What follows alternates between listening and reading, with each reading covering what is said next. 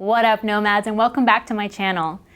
In this video, we're gonna talk suitcase repair because the thing that happens to most travelers at some point happened to me.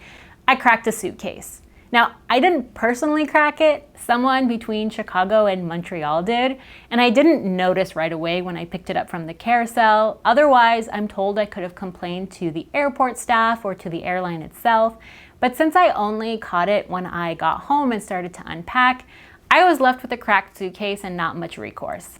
But luckily the suitcase that I was traveling with was from a super good brand and they have a great guarantee and a replacement policy, so my new suitcase is on the way. But I also love this suitcase. We've been on a lot of trips together. We've been on some adventures. We've seen some places. So I didn't just want to toss it aside because of one little crack.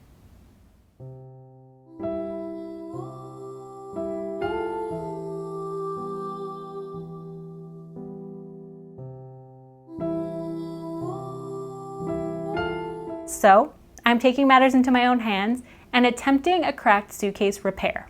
Now, this is not a DIY channel, and I wouldn't say that I'm someone to copy when it comes to repairs. I tend to be a little bit impatient and cut a lot of corners.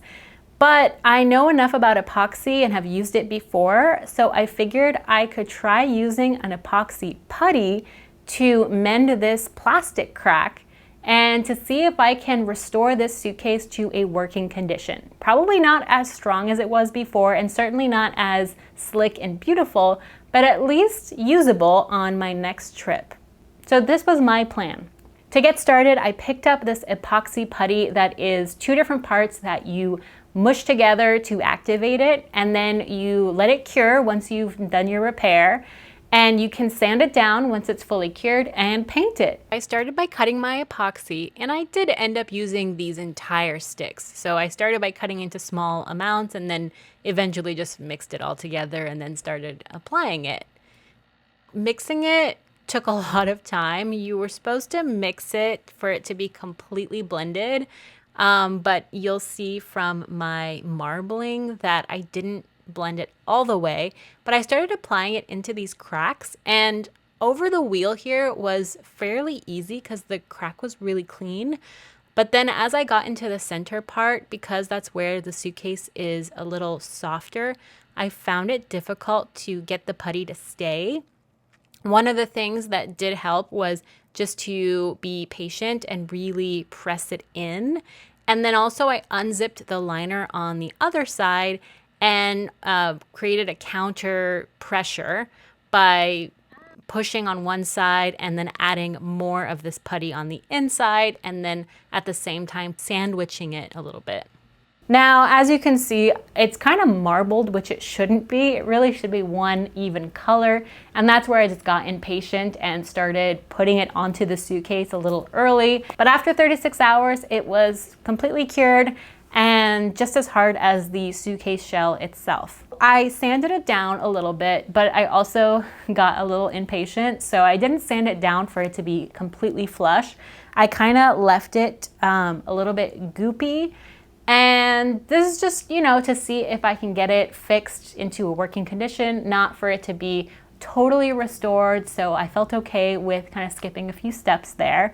But I sanded it down, and then the question was, do I want to add a protective coat on top? Do I want to paint it to match the suitcase? My husband actually had a great idea, which was to embrace the aesthetic of kintsugi, which is ceramic repair using gold to fill the cracks. And so I had some gold paint left over from another project. So rather than try and find a paint that matched the suitcase, I just used the gold paint that I had at home, make it look like a kintsugi suitcase.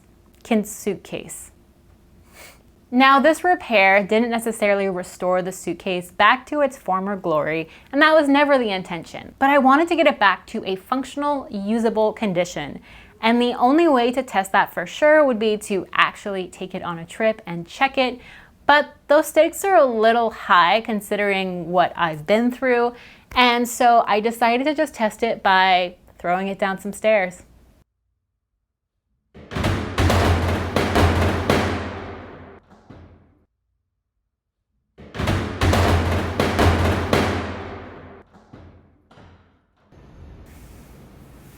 So that's it. This suitcase is maybe not fully restored and brought back to its former glory, but it is functional and withstood a 6-step toss.